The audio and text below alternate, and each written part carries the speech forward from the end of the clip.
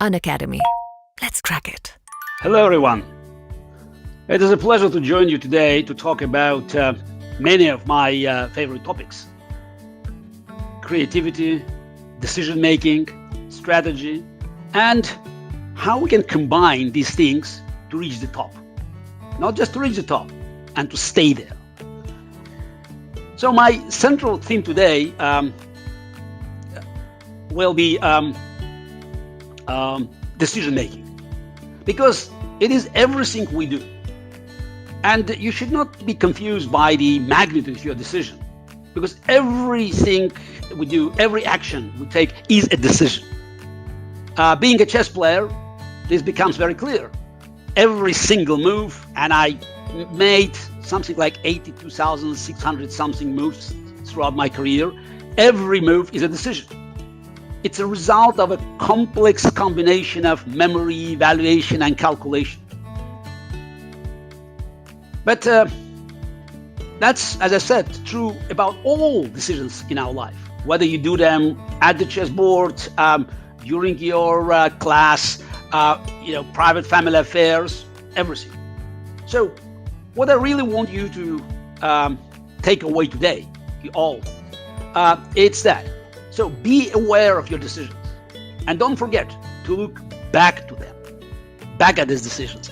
How many decisions did you make today, for instance? Were they good ones or bad ones? And why? This is the most important question.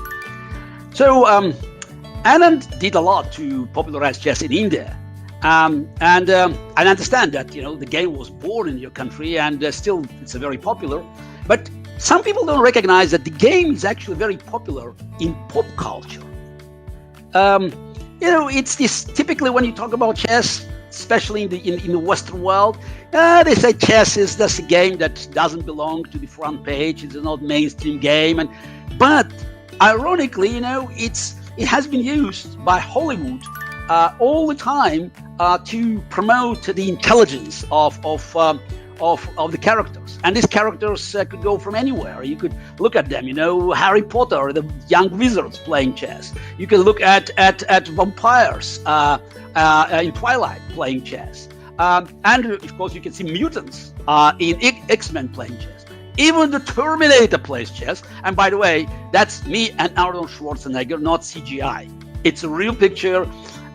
It was taken in his office in 2003 because he was a big chess fan, and he had chess as a mandatory game to teach his kids. It was a very short game, and you probably might understand why I offered him an early draw. I guess it encouraged him so much that 6 months later he ran for the governorship of California and became a governor. So from Hollywood, we actually look for business side, and this slide actually shows the advertising, and advertising is broadly used in different areas. So you could look at the banks, tech companies, online dating sites. But my favorite one, actually, this is because you can see many of them. But my favorite one is a little local war between car dealerships in California, Audi and BMW. So game seen as a nexus of intelligence, and this is I think the guy who just did it for Audi. He put this smart billboard saying "Your move, BMW." But I have to say that the guy on BMW was just thinking one move further down the road, and the billboard from BMW says "Checkmate." Okay, it's really checkmate. I don't know whether the guy in Audi still kept his job after this devastating loss. So now let's look at the summary. So the first summary that I prepared for you. So strategy is the future of present decisions. This is important to remember.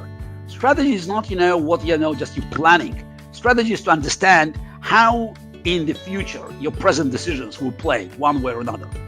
Tactics are concrete actions or opportunistic reactions to fulfill strategy. But to fulfill strategy, so you cannot replace your real strategy and your ability see this the impact of your present decisions in the future by some tactical skirmishes. As we say in chess, tactics is knowing what to do when and where there's something to do, while strategy is knowing what to do when and where there's nothing to do. And decisions are based on evaluation plus calculation. Again, the best advice is to combine tactics and strategy. And as I already mentioned, always ask why. Actually, you can ask me why to ask why, because this is the only question that probably separates us from the animal world. The questions like what, where, how, I believe the animals, the most sophisticated of them, can understand, and that's the way they survive and they dwell. But why? It's a uniquely human, because why means we're looking for the cause. So it's more complicated. It's a correlations and causation. So why it actually separates us not only from the animal world, but it's also separates us from the rising silicon challenges from computers. And guess I might have asked myself why after this match, 1997 match. I faced the Blue, the Brain's Last Stand. That's a Newsweek cover, no pressure, of course. I always want to remind people that it was the rematch, and in 1996 we played the first match that I won. So, but it's fair. It's the big news is that the computer beat current world champion, not that machine failed to accomplish it. It's not a topic for our conversation today, but I think it's also important to mention that I was the first knowledge worker who had his job threatened by a computer, and that's why I asked I had to ask myself all these tough questions: why I lost and what's next. So how can I survive as a chess player? What will happen with my game?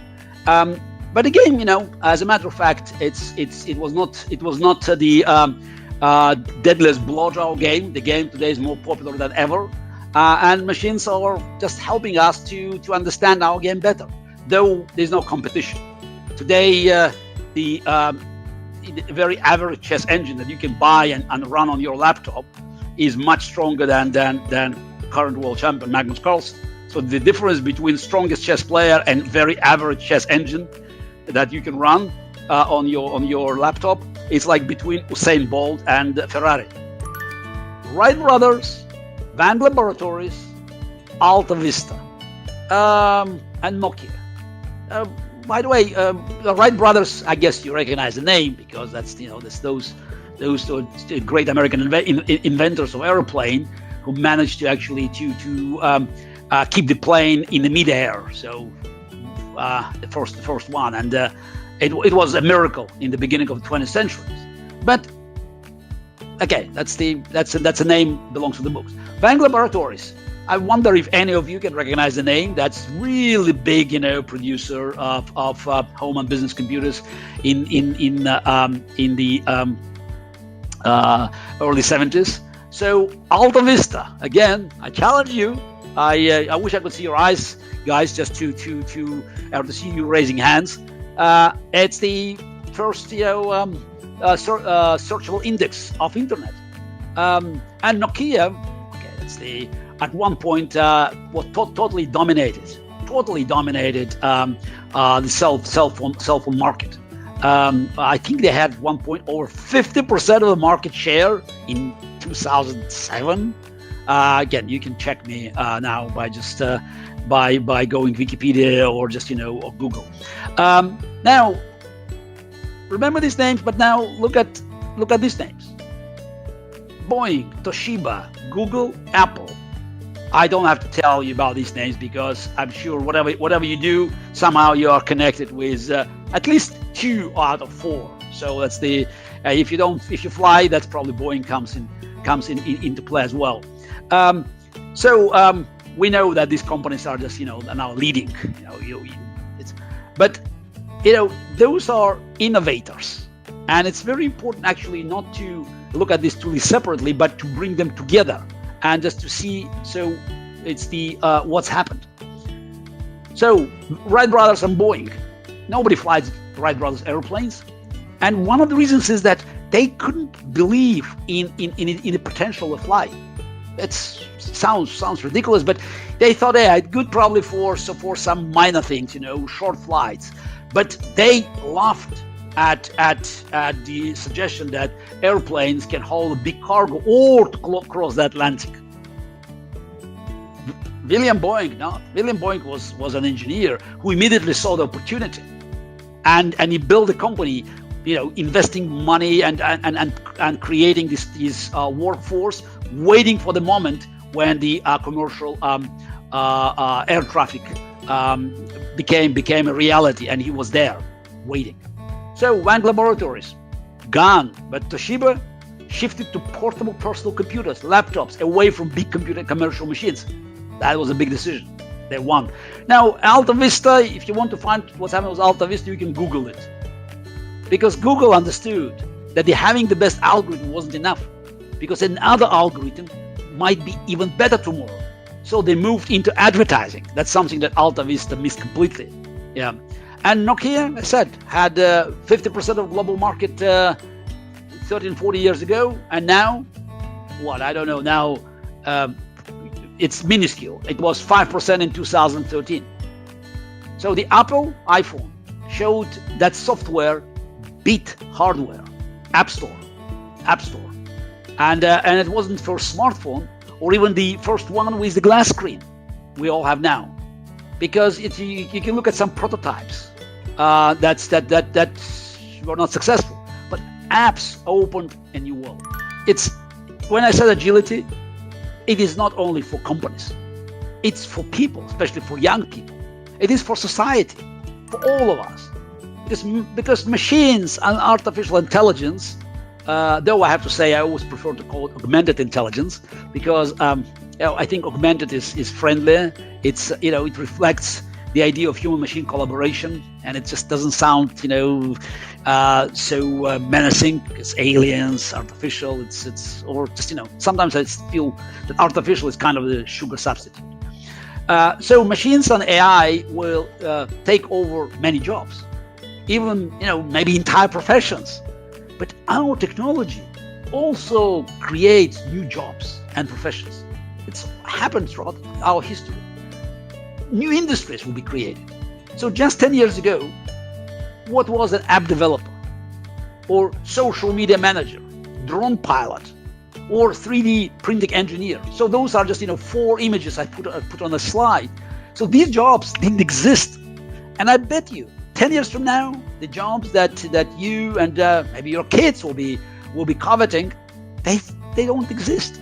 So that's why you should not, and under no circumstances, you should not be paralyzed by this fear that these jobs they will disappear and we have nothing to do. There's always something to do. There's always something we can find out. It's all about us being ambitious. It's the world today offers so many opportunities. That's being negative and being pessimistic is just doesn't work. It doesn't help. You don't cry over spilled milk. You try to find out how you can use these new opportunities. Going back in history, and that's why I always keep myself so in this upbeat mood. I understand that the people saw the new industry, new technologies, the brand new innovations, the breakthrough innovations, as something that could threaten the jobs and could end the social harmony. No, it just it was always a crisis. But then humanity moved on and emerged even more powerful, more prosperous, and more thriving. I don't know. It's the concentration is again. It's something unique for each person. I never had a problem with that. I don't know why. So that's this for me. Concentrating on chess was just, I was a kid and I loved this game. I just I wanted to concentrate on chess, but I could concentrate on other things. It's maybe what you can do is you can try to concentrate on things that you like. So just make sure if you have problems with concentration, just try to concentrate on something that you like, you feel comfortable with, and then move forward to other things. That's the best advice we can get from me, because as I said, I was it's 5.5, close to 6 when I first saw chess, and I was so comfortable with the game that I never had a problem of mobilizing my mind by looking at these chess positions. So that's the end of our conversation today. And again, I want to summarize it. So it's this world offers you great opportunities. So there are new challenges, and your challenges are different from mine. So I'm 57 and I know my limitations. It's also important to know your limitations. I know the limits of my ignorance, but at the same time, I believe that I'm still relevant. I'm not redundant. Like Schwarzenegger's Terminator, old but not obsolete. So you're young and you have so much energy, and this the world that offers you the great devices that we can only dream of. That's something that you have to use to your advantage. And again, do not be afraid. Take your chances.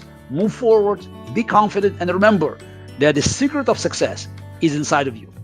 Thank you, and I hope to see you again.